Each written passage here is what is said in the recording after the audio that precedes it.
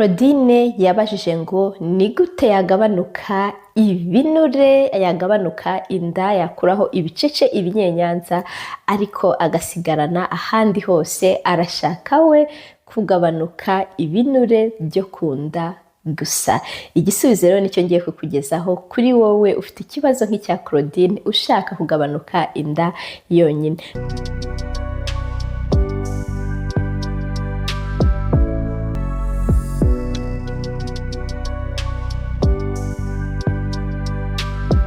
Mbere na mbere ndabanza ngusobanurire impamvu ibinure byo kunda, impamvu umubiri ugenda ugashyira ibinure kunda.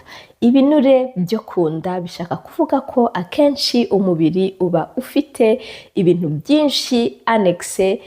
Ni urugero, ufite glucose nyinshi, ufite insuline nyinshi, ufite imyanda myinshi,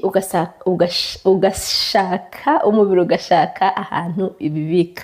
Akenshi rero ibyo bintu byinshi ufite ari na hormones nyinshi, nazo uzagenda ushake ahantu uzibika. Nimba hormone zawe cyangwa se hormones mu rurimi rw'icyongereza ari nyinshi, uzagenda uzibike kunda rwose. Izidafite umumaro, izirengeje uzikore mu binure uzishyire kunda. Glucose nimba ari nyinshi uyifate, idakenewe iyikore mu binure ibishyire kunda.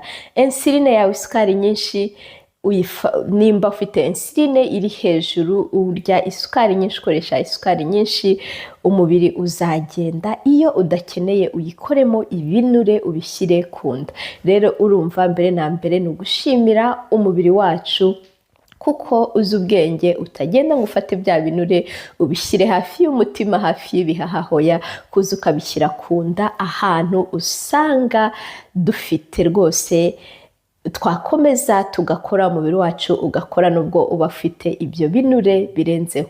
Rero urumva ko kugira ngo ibyo binure bigende ari uko ibyo byose ubiringaniza, izo hormones zawe ukazishyira ku murongo, izo glucose, insuline byose ukabishyira ku murongo. Nubishyira ku murongo inda yawe izagabanuka. Ariko nanone mu gihe uri kubishyira ku murongo, diet uri gukoresha runaka ntago izagenda ngo ikureho ibinure byo kunda gusa. Ntago bishoboka ko hazavaho inda gusa, n'ahandi hantu hose hari ibinure bizagenda. Ariko umubiri nusohora ibinure bindi utari ukeneye, ibinure bibi udakeneye kubera diet, mu myumvire yanjye njye ndumva ari byiza kuko uzagira ubuzima bwiza, kandi objectif mu buzima no kugira ubuzima bwiza. Ariko wowe ushaka kugabanya inda yonyine gusa, ntago uzakora diet ngo hagende inda gusa, n'ahandi hazagenda. Ushaka kugabanya inda gusa,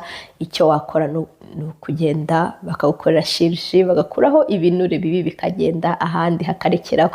Ariko nabwo nuhindura diet ukagira bya bindi byinshi bimwe twavuze aho ngaho, yanda izongera igaruke. Rero nizere ko unyuzwe n'icyo gisubizo cy'uko bidashoboka ko wakora diet yonyine kunda gusa, n'ahandi hari ibinure, hari imyanda mu mubiri, byose bizagenda. Bye bye.